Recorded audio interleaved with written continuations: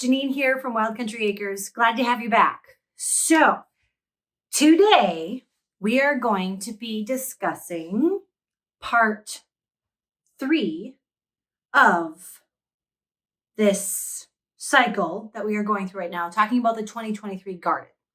So first, in a previous video, which I'll put a link here or here somewhere, we spoke about the planning, which is really important. And we spoke about how I used a notebook to keep track of notes. And I went back and I had reflection and I tried to look at what I wanted to continue to do more of, what I wanted to do less of, what I wanted to discontinue, and then what I wanted to amend or change. So we went through that. Then we also went through a somewhat longer video.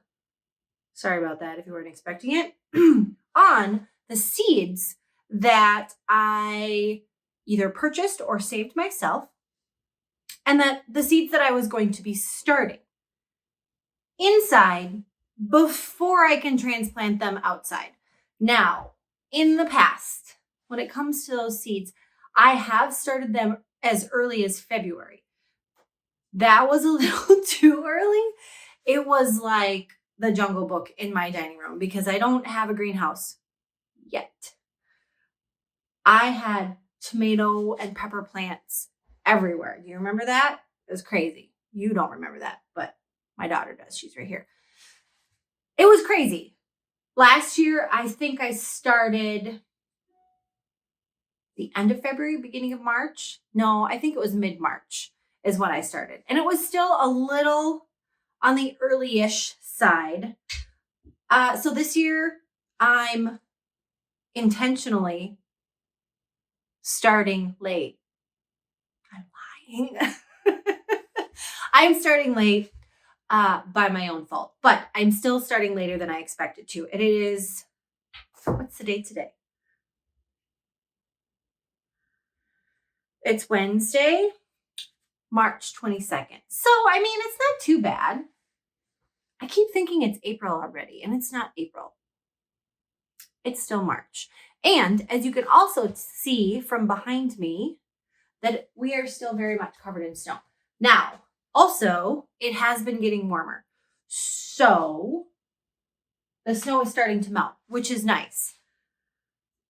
It's still going to be a while before I can see anything in the garden, unless we get crazy amounts of rain and it warms up really fast, which I hope it doesn't. So, getting off on my own little tangent here.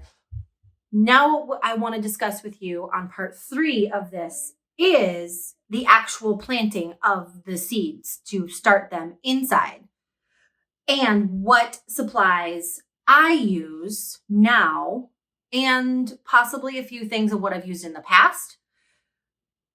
And then towards the end, a bonus of some tips and tricks that I've picked up over the years when I've ran into a few different things. And then I did buy a few new things this year for necessity. So gonna show you a few Amazon purchases that I had as well. So I don't know if all that made sense, but I'm hoping it did. So first, I'm also going to be showing you my setup and what those look like, not just what houses the seeds itself, but also, you know, what I use to put the seeds on, what lights I use, what racks I use, all that good stuff. So I'll turn my camera around and we'll go through that too. So I have all of my seeds actually laid out in front of me, behind you, on the back side to kind of give me a general idea of what I want to plant where. But before I show you that, here is a tray that I use to start my seeds in. And you can see it's got bumpy, corrugated type of texture in the bottom. And these ones I purchased brand new this year. I'm going to show you the packaging. This is not anything affiliate. I just want to show you what I am using because I'm really, really happy with them so far because they're really heavy duty. And the trays that I've used before in the past, they break, they leak. I've got water all over the floor. It was a mess. So I wish I knew where these were made. Doesn't say anywhere on them, unfortunately, but it is from Hemley Home. It says it's perfect for microgreens, wheatgrass, seed germination, and fodder. And it's called the 1020 tray pack, garden growing trays. Extra durable BPA-free plastic, recyclable polypropylene plastic, and made from extra thick material. This is what the package looks like. So I'm excited because these are probably going to last me many, many years because I only use them once a year.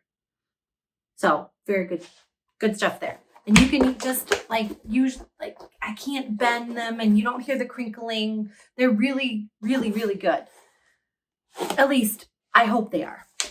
The next thing that I did purchase this year is these little seed trays. Now these aren't as thick, unfortunately. So if you have any suggestions on a different one that might last me a little bit longer, stick that in the comments. Give me a thumbs up and let me know that you're there. But these all fit exactly like this. So I'll have 1, 2, 3, 12 of these in each tray. That's a lot of seeds, a lot. And the pack, I also picked these up on Amazon. I got these on Amazon. It's a company called From Coconut & Co. And it does say it was made in the USA. It was 720 cell seedling start, 126 cell trays. So that's, if you want to Google that, not Google it, but search on Amazon, you'll be able to find those. I don't remember how much I paid for them. I know that the trays themselves, this piece, was a little bit more on the expensive side. I think it was 5 of them for $35. But I don't think I'll have to buy them for a while, which is really nice. And I might even get another set for next year, but we'll see. The other thing that I purchased brand new this year was some labels. Now, these ones, these are from a company called Home Note. I purchased white labels, and I'll take them out to show you what they look like. And then I purchased some colored labels. And they came with their pen. I have no idea if the pen is any good yet because I haven't tried them. But I've used craft sticks or not toothpicks, like popsicle sticks that I picked up really, really cheap, dollar store something. However, when you write on them and then you water the plants, it bleeds, it soaks up like a wick, and then you can't read what you had in the pots. So that was interesting that year. So what these look like, and these are actually fairly heavy duty, really. They're just little picks. Yay long. I don't know how many inches long they are. It doesn't say. So not too bad. And I mean,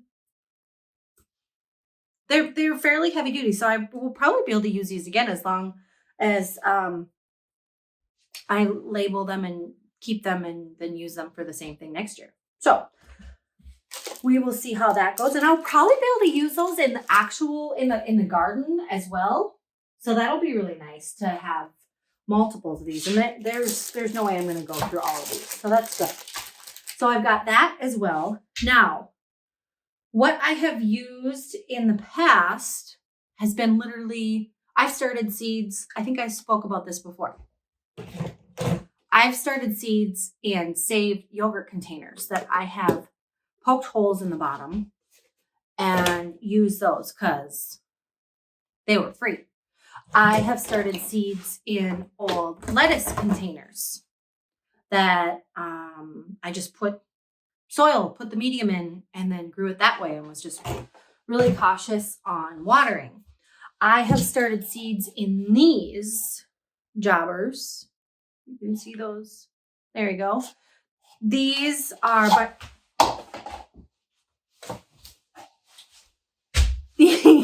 biodegradable. And I think I got them at Walmart. Mackenzie seed starter pots, 7 pots.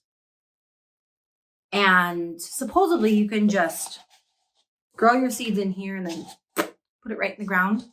I always broke them off to help the roots be more free. The thing that I don't like about these is when you start, you're like from the first, when you're not potting up and you're starting your seeds in here, they have a tendency to get kind of mildewy and moldy. And that's a problem because seeds and plants don't like mold.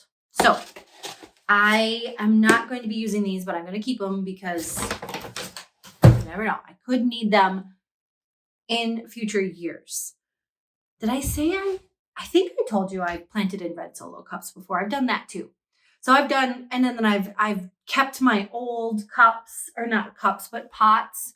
I still have them. I'm probably going to end up using those for when I need to pot up, or I will use these newer ones that I got. These are cylinders. They are about this big. And when I need to plant up from these tiny little things, I'll separate anything that needs to be separated and I'll put them in here. So that'll be good as well. All right. Next up, I'm going to show you exactly how I I'm going to show you exactly what I'm using for my soil this year. And what I'm going to be doing is first sharing with you what I use for soil.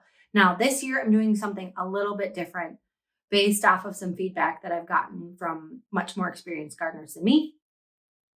And I'm going to kind of take a little bit of last year and a little bit of this year, and I'm going to smoosh it together. So that brings me to what I'm using. Sorry. So last year, what I used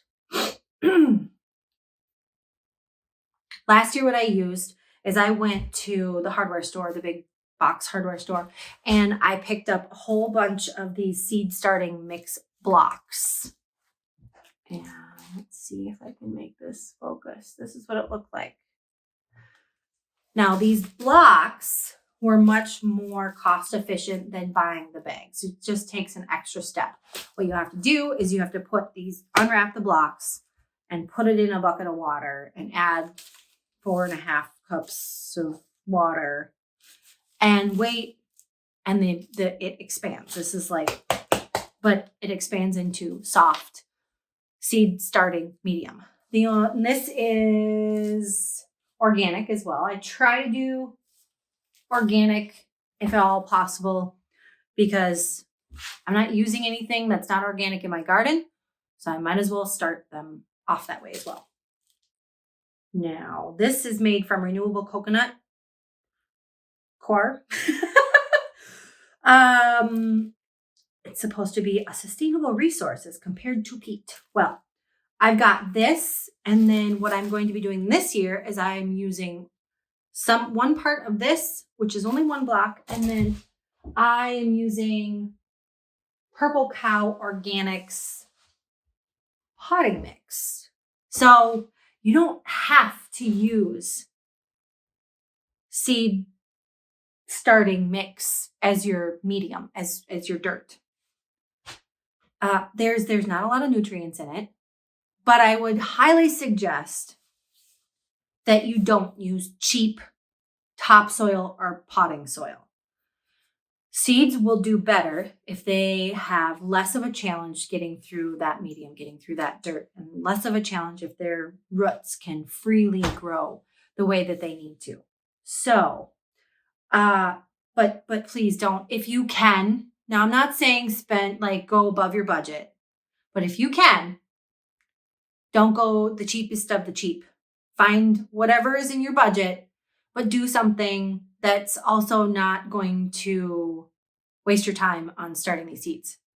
Just trust me, because I've used cheap stuff before and it didn't work very well.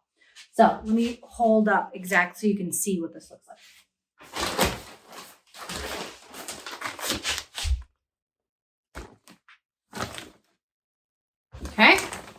So that's what that looks like. And this is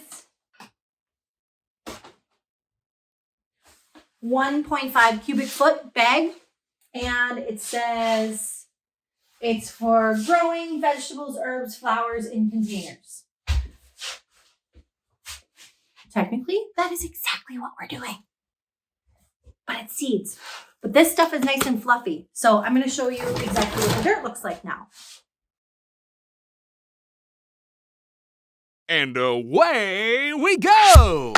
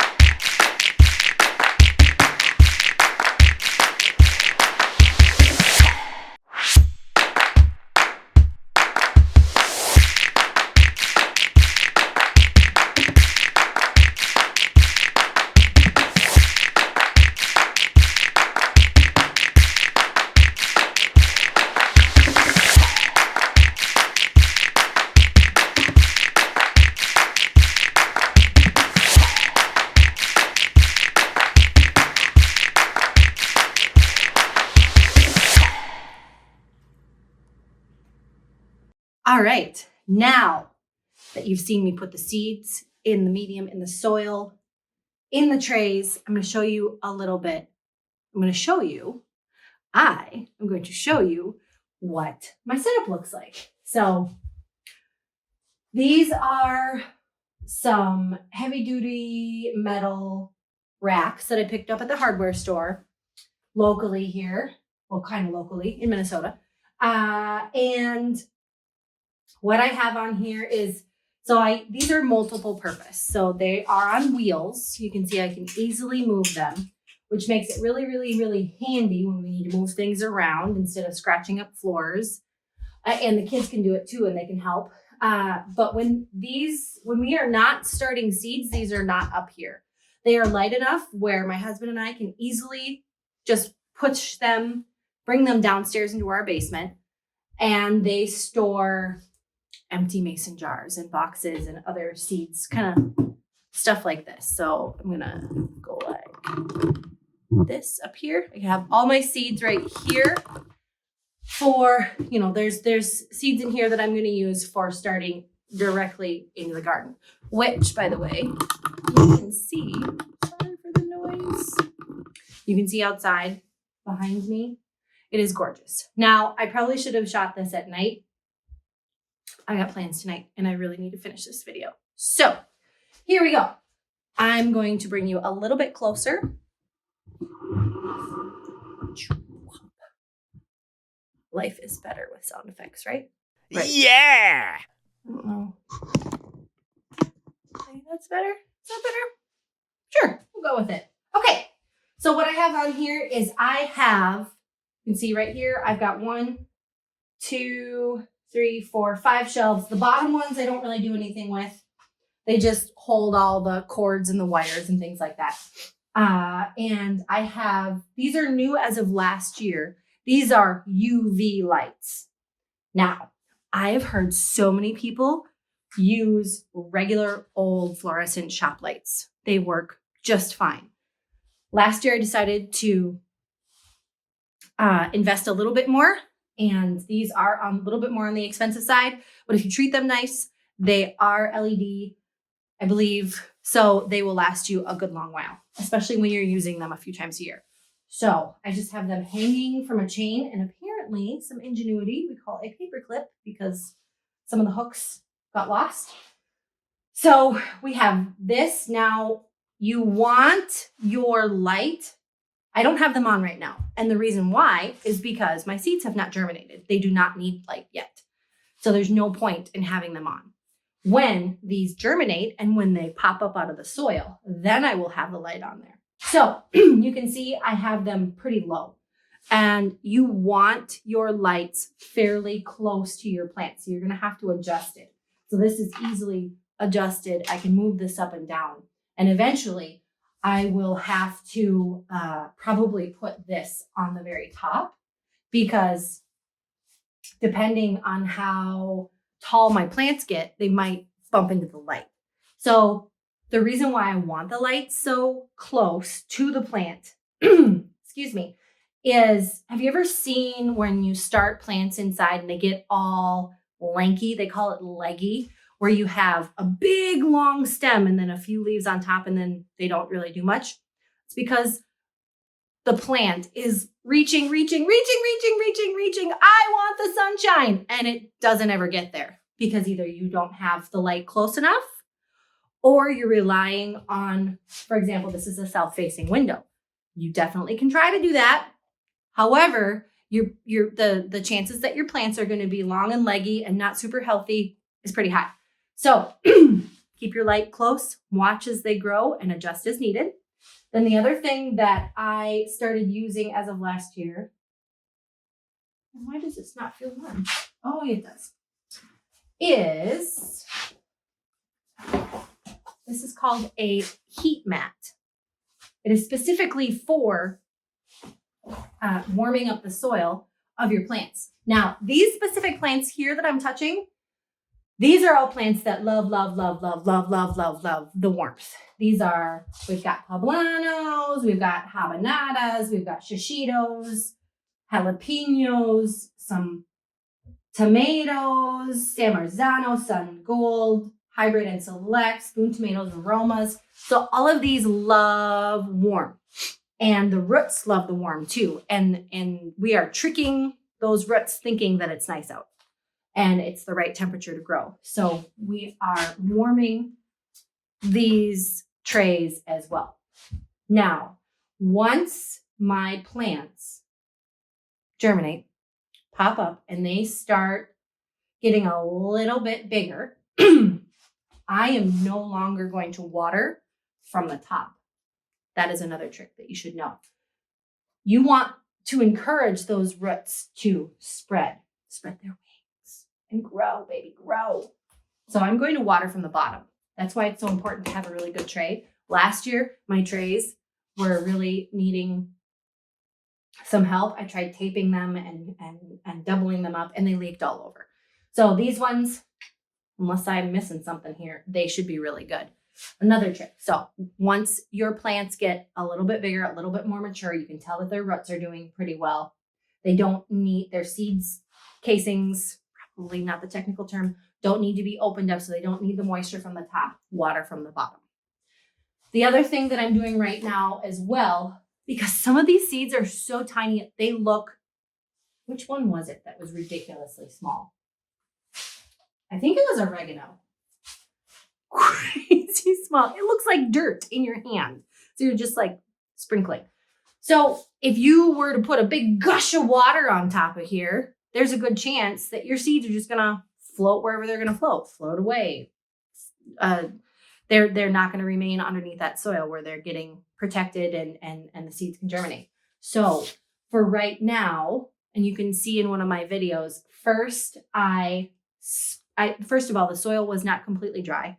Then I sprayed them to start the soil absorbing some of the moisture. Then I took a small watering can and just gently watered all of these. Now, for maintenance purposes, because again, I don't want a rain shower because my seeds will just float away and they're not going to remain where they should be to germinate.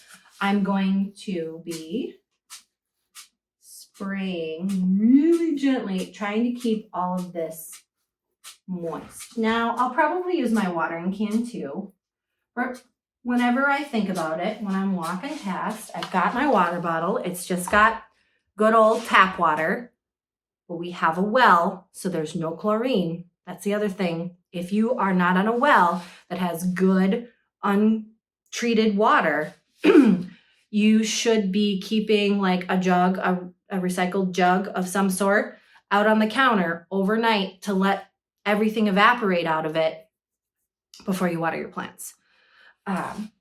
So this is just plain well water with a little bit of hydrogen peroxide to, again, give our plants the right start and have happy roots. So this is all I'm doing, is I'm just going to make sure that these stay warm, make sure that they stay moist, not too moist. If you soak them, they will mold and they will not grow and they will be sad. They'll be very sad. So don't go overly water them. We don't want them to mold. If they do mold, here's another fun tip.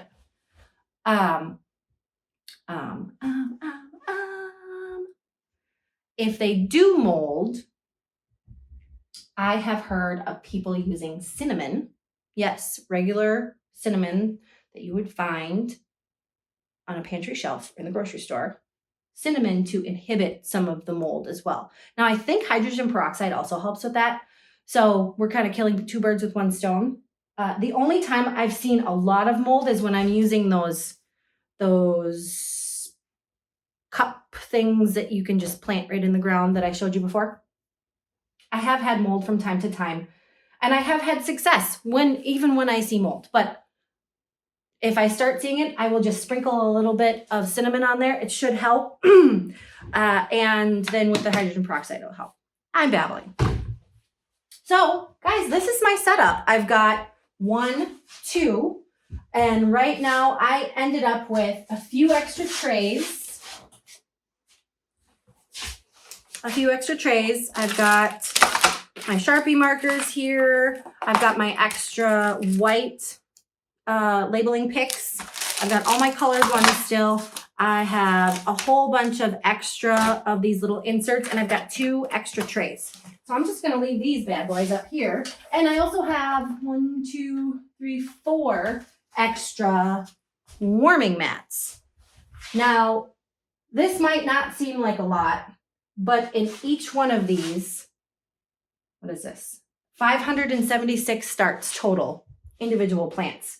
Now, once they germinate, and sometimes you're going to get more than one seed when you plant it, you'll have to separate it. So there's probably a lot more than 576 plants.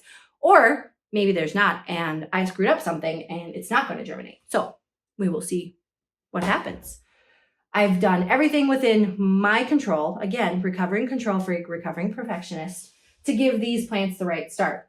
I just have to keep giving them some love. So hopefully by the end of May, beginning of June, I will be able to take these plants, which won't still be in these pots because we'll have to pot up, and that's a different subject. So we'll talk about that later. This is just talking about the starts right off the bat. Hopefully by the beginning of June, we will have warm enough soil, good enough weather, not dropping below, what is that, 60, 70 degrees at night, which seems so drastic because it was 15 degrees this morning. And in a few months, it'll be 60, 70 degrees at night. It's just wild. And we will be able to get all these beautiful things, hopefully most of them, the majority of them, in the garden right there. Very exciting. Very exciting. Oh, check on your people. If you know someone that lives in a snowy climate, it's been snowing for 6 months. Check on them. Make sure they're okay. They're probably not. Thanks so much for coming, you guys. Really appreciate all this support. We are up to like big time. Watch out, world. 56 subscribers. Oh, no, it doesn't seem like much because people have like 55 million, but it's a big deal. It's a big deal. Me and the kids and I, great English, Janine. The kids and I, we party it up. We celebrate every single sub. So thank you very much. Thank you for joining me. Have a fantastic and blessed day.